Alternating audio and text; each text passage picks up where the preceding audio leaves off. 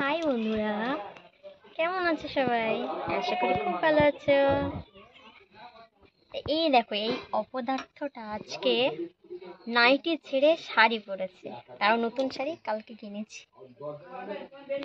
হাকোবাসে।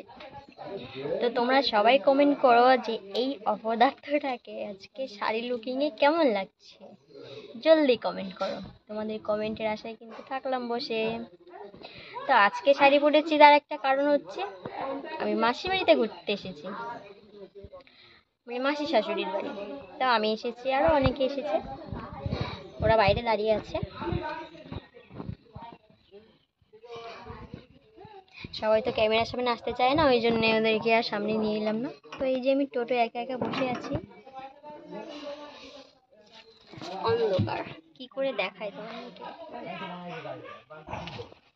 তো ভাবলাম যে তোমাদের সাথে একটু শেয়ার করি আমার নতুন শাড়ি লুকিংটা, কারণ বেশিরভাগ তো আমি নাইটি পরেই থাকি, তোমরা বেশিরভাগ আমার নাইটি পরা অবস্থাতেই দেখেছো।